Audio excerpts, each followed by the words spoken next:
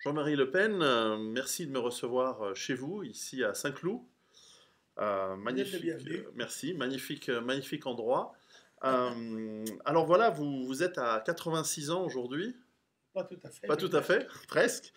Alors vous êtes un survivant parce que vous avez été pupille de la nation, vous avez participé à la guerre d'Indochine, la guerre d'Algérie, vous avez pratiqué des métiers très difficiles dans votre jeunesse, C'est vrai, vous avez été homme politique, c'est un métier dur.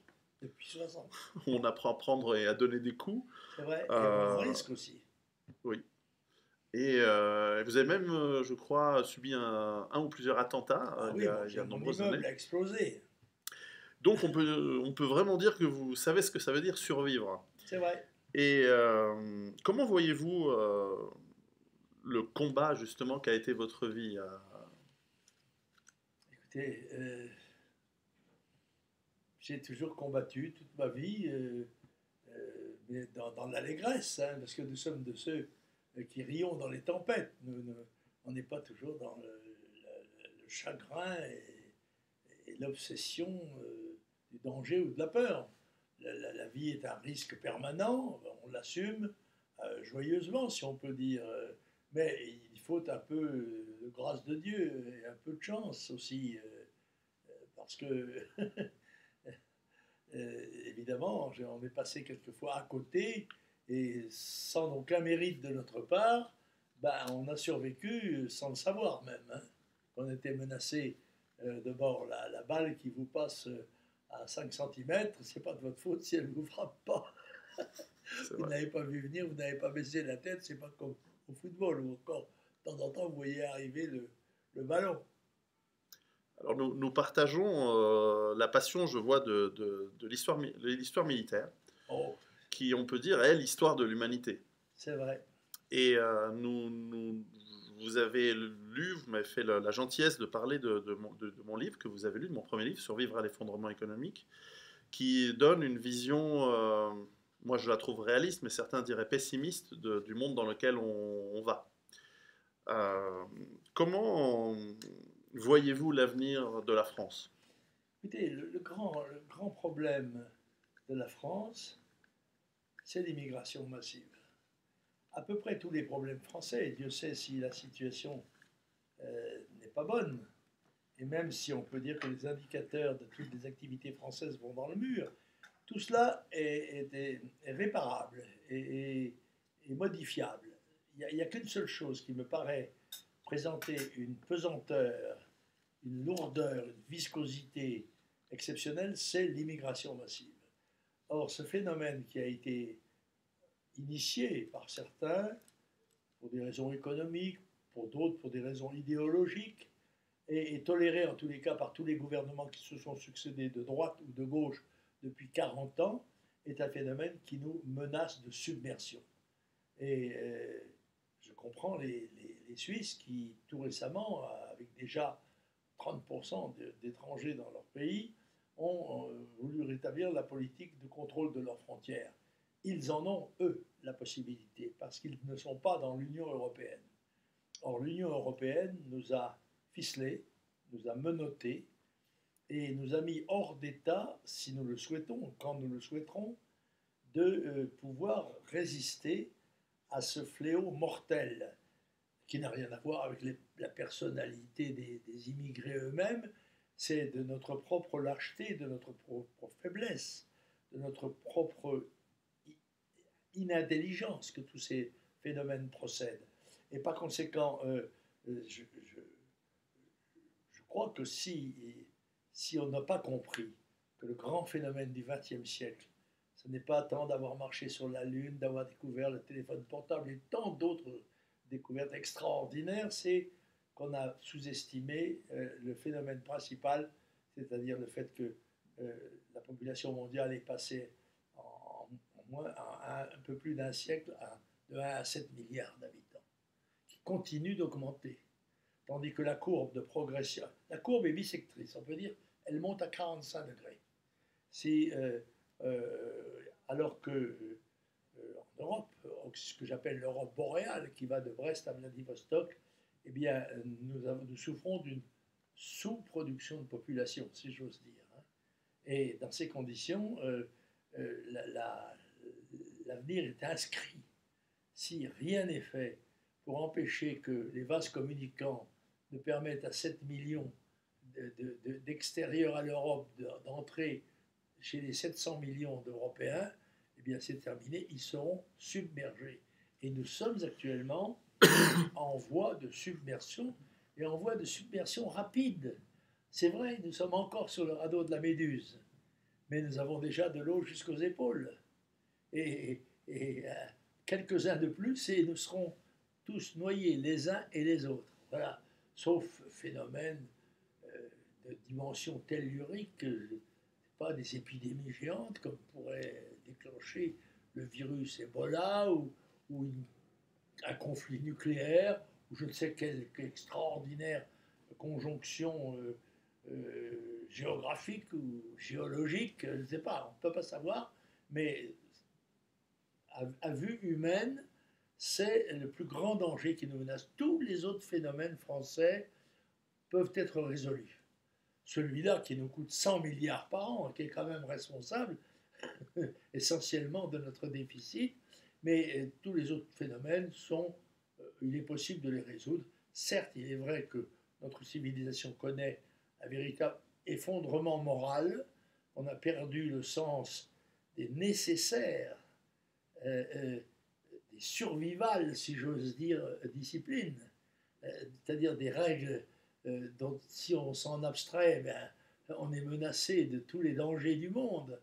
C'est l'expérience humaine à élaborer en quelque sorte une doctrine de la survie, une doctrine de la vie.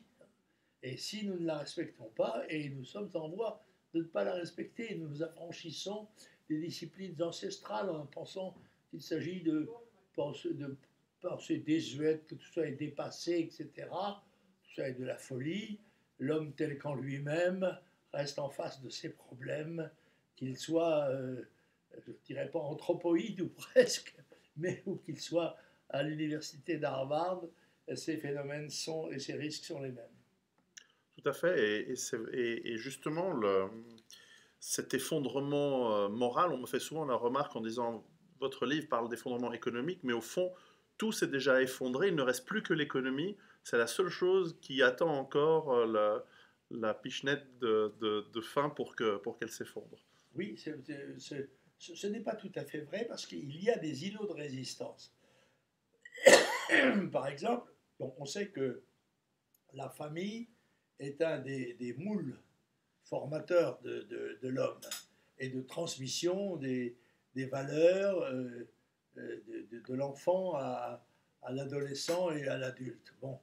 Et il reste des milieux où c'est un certain nombre de disciplines, et peut-être des pays où un certain nombre de disciplines sont respectées. Celles aussi où il est nécessaire de travailler pour manger. Les Français savent-ils que le revenu en Bangladesh est de 40 € par mois, n'est-ce pas, hein? Alors que chez nous, la limite de la pauvreté, c'est au-dessus de 900 €. Bon. Et nous avons pourtant dans notre société 8 millions de pauvres, de ce que nous considérons comme des pauvres. Mais il y a beaucoup de pays du monde qui sont plus pauvres que nous. Et il y a maintenant, je crois, 1 milliard d'hommes qui souffrent de la faim et même de la soif. Le problème de l'eau, de l'eau potable, de l'eau utilisable par l'homme, est posé à l'humanité. Même actuellement, n'est-ce pas? Il y a beaucoup de gens qui n'ont pas, des centaines de millions d'hommes ne peuvent pas boire d'eau potable. Et il n'y a donc pas de raison de se réjouir, de se féliciter, de faire les vaniteux en regard de la civilisation. C'est vrai, et comment pouvons-nous nous réveiller, comment changer, et notamment les jeunes? Écoutez, je pense qu'il faut parler, il faut en tous les cas rappeler aux jeunes cette anecdote qui, par exemple en France, nous souffrons, dans toute l'Europe d'ailleurs, nous souffrons d'une volonté d'aller ailleurs, parce que ailleurs c'est plus beau, c'est mieux. Il y a un proverbe français qui dit « changement d'herbage réjouit les vieux ». Alors la jeunesse, n'ayant plus considération morale, pense que ce qui est important, c'est de gagner le plus d'argent possible et de vivre le plus confortablement et physiquement possible.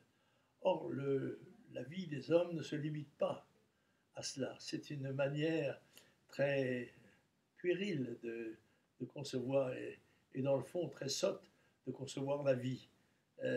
Quand les anciens disaient l'homme heureux n'a qu'une chemise, ils ne disaient pas forcément une sottise, n'est-ce pas? Mais je conçois cela. Cependant, ils quittent leur pays. C'est-à-dire qu'ils s'abstraient du devoir de reconnaissance et de piété qu'ils ont à l'égard de ceux dont ils viennent, dont certains sont encore vivants, et ceux qui sont morts, qui ont fait de formidables sacrifices, qui ont travaillé, qui ont souffert, qui sont morts pour assurer à leur progéniture un niveau de vie qui soit au moins égal au leur, sinon supérieur. Puis, un devoir à l'égard des gens qui les suivent, ces gens devenus, à la suite de la Révolution 68 des individualistes, croient qu'ils sont le centre du monde, que ceci leur donne le droit de faire ce qu'ils ont envie de faire. Eh bien, je crains que la vie ne les corrige sévèrement de ces errements et de cette errance, si j'ose dire. Alors, la première des choses serait d'essayer de les convaincre que la vie comporte un certain nombre de devoirs qui sont des devoirs salvateurs, qui sont des devoirs dont l'expérience humaine sait que s'ils ne sont pas mis en œuvre, si ces règles ne sont pas respectées, eh bien, à échéance, les personnes qui croient pouvoir en jouir en meurent. Voilà. Alors, il faut essayer de dire la vérité. Je crois que c'est l'apôtre Jean qui a dit « c'est la vérité qui vous rendra libre ». Mais par expérience, je peux vous dire que c'est un travail difficile et dangereux que de dire la vérité. D'ailleurs, il y a un proverbe afghan, je crois, qui dit « tu as dit la vérité, alors saute sur ton cheval et cravache-le ». C'est vrai. Nous sommes quelques jours après le premier tour des municipales en France, où le Front National, que vous avez fondé, a eu beaucoup de succès. Est-ce que la politique suffira pour changer les choses? Écoutez, il faudrait tout de même des relais spirituels qui semblent manquer singulièrement actuellement, aussi bien d'ailleurs dans le domaine religieux que dans le domaine philosophique à proprement parler. Autrefois concurrents et même rivaux et ennemis. Mais là, il semble que tout le monde se contente de la médiocratie ambiante et personne ne souhaite s'arracher à cela, oser dire que cette table est une table. Il faut s'entourer de précautions parce que la pensée unique est très exigeante. Et ceux qui dérogent courent de très grands risques. Par conséquent, il faut avoir le courage d'affronter l'impopularité, d'affronter le mensonge, d'affronter le danger. Bon, on n'en meurt pas. La preuve, c'est que je touche du bois rond, comme on dit, et je ne suis pas mort. Enfin, pas encore. J'espère le plus tard possible. Quand le patron me rappellera, je serai bien obligé de faire comme tout le monde, hélas. Mais je ne m'en réjouis pas. Je vais le dire, je finis même par ne pas l'accepter très bien. Alors, alors, on parlait tout à l'heure, avant de commencer cet entretien, du rôle des femmes, et je vous offre le dernier livre que j'ai écrit, qui parle justement des femmes et de à la fois leur importance et aussi du risque qu'elles courent dans un monde d'individualisme. Et vous me parliez de l'importance des femmes dans la société. Est-ce que peut-être notre salut, notre renouveau, notre survie dépend d'elles? Je crois que rien ne peut se faire sans elles. Et bien souvent, elles ont été, dans les moments les plus dangereux, les gardiennes ultimes de la cité. Ce sont elles qui, par une espèce d'instinct qui est celui de la vie, qu'elles sont chargées de porter, eh bien, ont lancé le cri d'alarme et ont ramené les hommes, les mâles, quand il y en avait en tout cas, à leur devoir, et leur premier devoir étant évidemment la défense de leur foyer, de leur cité, de leurs enfants, éventuellement même de leurs vieux parents, quand ils ont un peu de moralité. moi, moi, je suis assez féministe, non pas dans le sens des femmes, bien sûr, mais je pense que les femmes ont toujours joué, dans le fond, un rôle très important, même dans la Rome ancienne ou dans la Grèce ancienne. Et je vais même vous dire, même dans le monde musulman, où les machos roulent des épaules dans la rue, quand ils rentrent à la maison, bien souvent, par ici, là-bas de ce point, les apparences sont très masculines, mais la réalité est différente, généralement. Mais enfin, ce n'est pas un modèle de civilisation, d'ailleurs, on l'a pu le voir. Non plus, l'inverse non plus. Je pense que je suis, moi, pour la diversité. Je hais la volonté, et notamment qui inspire toute la démarche européiste et mondialiste d'uniformisation des règles, des règlements, des comportements, des mécaniques, des mécanismes, etc. Je hais ça. On a failli à un moment donné avoir le fromage européen unique, qui aurait été le Gouda. Enfin, pas mauvais, mais enfin bon, c'est sans risque, dit-on. Mais bon, moi, je préfère prendre des risques avec un fromage coulant, avec un camembert ou un fromage de chèvre ou un bon gruyère. D'ailleurs, j'ai été l'autre jour à Gruyère, j'ai ramené du fromage de la ville de Gruyère, bien sûr, où il est excellent, bien sûr. J'ai ramené des yaourts aussi. J'aime beaucoup les. Bon, bref, ceci est une incidente. C'est un beau château là-bas. C'est une incidente, mais jusqu'où n'irions-nous pas? Est-ce qu'on va rêver de faire un chien européen, un chien unique, au lieu de toutes ces races différentes, etc., sublime, magnifique, etc. Et non, on aurait un chien avec une tête de Doberman, une queue d'Ibizenko et des pattes de Basset. C'est ridicule. La nature foisonne de diversité extraordinaire. Et donc, nous avons le devoir de maintenir nos identités, bien sûr, et de préserver ce qu'il en reste, même dans nos provinces.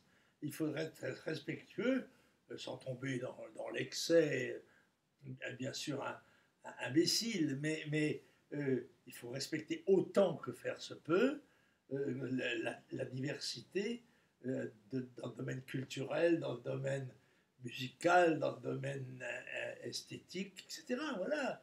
Et puis, ne pas vouloir que tous les hommes se ressemblent, vivent sous la même loi. On sait d'ailleurs bien sous la dictature de qui il le ferait. Bon, par conséquent, nous souhaitons rester libres, et pour rester libre, il faut être divers.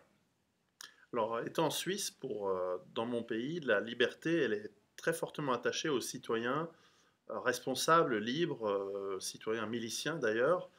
Et une des questions qui me taraudait, c'est que la Suisse doit une grande partie de ses institutions et donc sa richesse à la France, puisque c'est notamment le Code Napoléon qui nous a été imposé, et puis une grande partie de nos institutions viennent de l'approche française.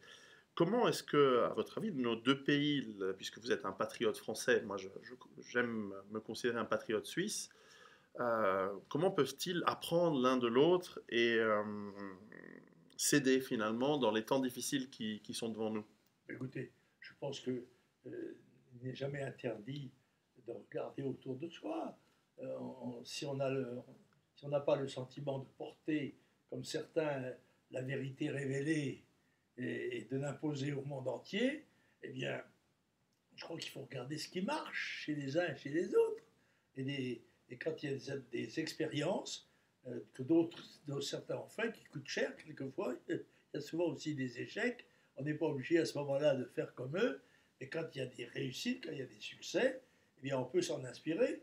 C'est le cas, vous avez la chance d'avoir ce référendum d'initiative populaire qui, il est vrai, qui est plutôt à la dimension de votre pays, qui est plus difficile à manier dans des pays qui ont des dizaines de millions, voire des centaines de millions d'habitants. Mais ce respect de l'homme dans sa vie, c'est-à-dire dans sa famille, dans son métier, dans son rôle de citoyen, vous dites milicien, c'est-à-dire portant les armes éventuellement pour se défendre, eh bien, votre pays est un exemple, je dois le dire, et qui, personnellement, nous n'avons pas, nous, hésité à s'inspirer des exemples que vous avez donnés, en particulier dans la lutte pour défendre votre identité nationale. Et je sais que vous êtes moqué et outragé à cause de ça, par la pensée unique et ses serviles instruments, mais autant en emporte le vent. C'est vrai. Pour terminer, l'avenir est sombre, mais vous avez dit, vous le dites souvent, que parfois il y a l'imprévu, l'espoir de l'homme ou la femme providentielle, Vous une savez, nouvelle Jeanne d'Arc. non, j'ai pas dit d'ailleurs l'homme ou la femme, j'ai dit mais je dis à mes auditoires, vous savez, si on considère scientifiquement la situation, mais elle n'est pas, Dieu merci, uniquement scientifique. Toutes les courbes de l'activité française, par exemple, puisque nous sommes en France, vont dans le mur. Donc, objectivement, c'est foutu. Mais vous ne devez jamais oublier que vous appartenez à un peuple qui a une très longue histoire, c'est une des plus vieilles nations du monde. Euh, il y a toujours, dans les moments de désastre absolu, au moment où il semblait ne plus y avoir aucun espoir, des sursauts providentiels. Et ça, cette espérance-là, cette foi-là, eh bien, je l'ai personnellement, moi, chevillé au corps, et c'est ce qui m'empêche de poser le sac, de prendre ma retraite. Il y a 25 ans que j'aurais dû prendre ma retraite, moi. Bon, je n'ai pas pris de retraite, je déteste ce mot, aussi bien d'ailleurs sur le plan militaire que sur le plan civil. Bon, je crois que tant que la chance, tant que euh, tant que la vie vous donne la chance de pouvoir remplir un certain nombre de fonctions, eh bien, il faut les remplir. Il faut aller au bout de sa route. Voilà, c'est ça. Bon message, merci.